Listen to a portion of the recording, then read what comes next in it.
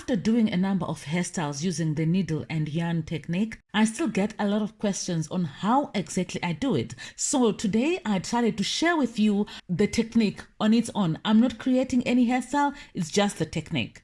I also get a lot of questions on how to undo this hairstyle, so I've bundled it together. You don't have to click to another video. You just need to keep watching this video and then you can also learn how to undo. So if you're looking at learning to do that, please stay tuned.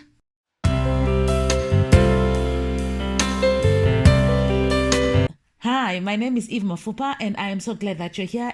If you're not subscribed, make sure you subscribe and hit the notification button so that you don't miss any of the videos that I post on this channel.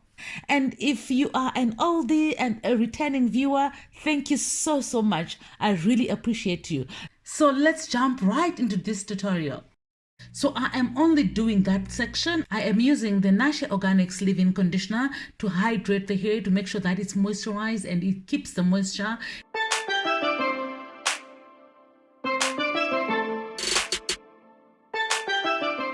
And to seal that moisture, I'm also using the Nashe Organics whipped shea butter, the Twist and Shine, and that is just to make sure that the hair is well nourished, well moisturized, stays moisturized for longer, and also has got a little bit of sheen.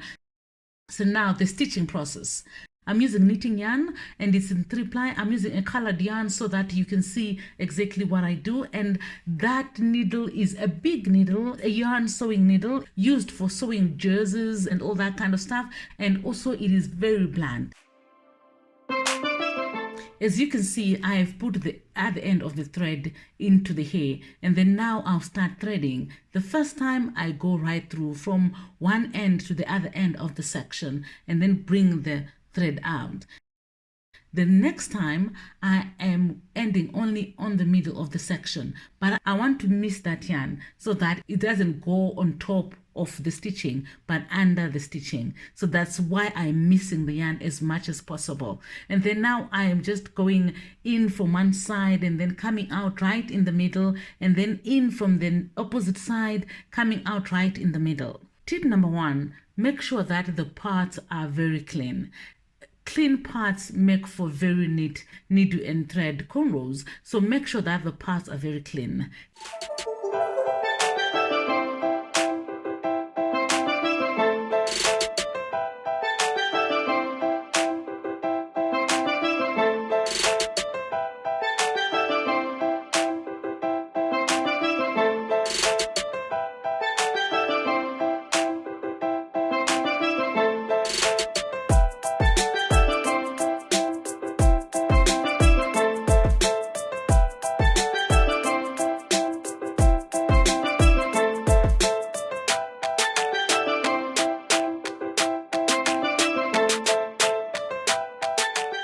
Tip number 2, don't rush through the hairstyle so that you don't put the needle too far from where you last went into that section.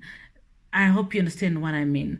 The threading should be close together enough so that it looks neat. If it's too far from each other, then it doesn't look very neat. And can you see, like, those sections there, they are so close to each other. They're not too close, but they're not too far apart, such that it gives the illusion of stitch braids. Tip number 3, make sure that the thread that you're using is not too long, because when it's too long, when it's like hectic to do this hairstyle.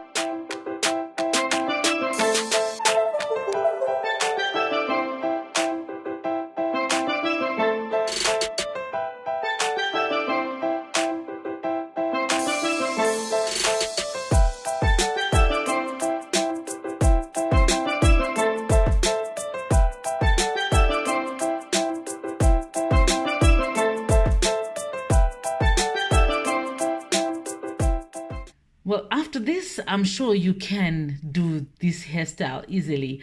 I will try and show you how I do it on my hair, but when it comes to doing it on someone else, this is basically everything. And you can wrap the yarn around the end there so that you can finish it off nicely. You can also do a braid if you know how to braid, or a twist, but I prefer just to wrap the yarn around the end there so that I can finish it properly. So that's it. This is everything that you need to know when it comes to the needle and thread cornrow technique. So the undoing. The undoing is very easy. It takes less time as well, as long as you got it and you didn't stay with the hairstyle too long. Because if you stay with the hairstyle like 2 months or 3 months, well, that's going to be difficult because the yarn goes into the hair and then it tangles it up. But when it comes to undoing it after 3 weeks, this is basically what you are going to face. This is what you're going to do. It's basically just picking the thread off the cornrow. As easy as that. Whether you are undoing it yourself or someone is helping you, that's basically what you're going to do. You can use any sharp comb or a needle. I prefer using a hairstyle comb, but you can use anything.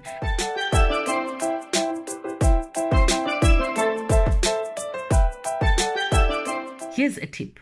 When the thread gets too long, then you can just cut it off, and then you are now dealing with a shorter piece of thread, which is easier to undo, and then you can continue undoing.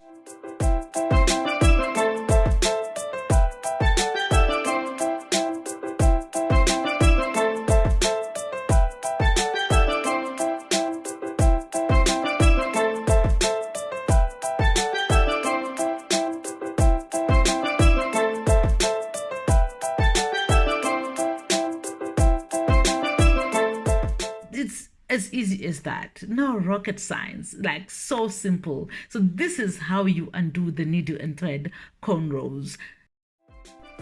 Was this video of any benefit to you? If it was, please give me a thumbs up. And if you're not subscribed, make sure you subscribe and hit the notification button so that you don't miss any of the videos that I put on this channel. Please comment below and let me know which videos you want me to do more of. Otherwise, thank you so much for watching. I will see you guys in the next video. God bless you. Bye.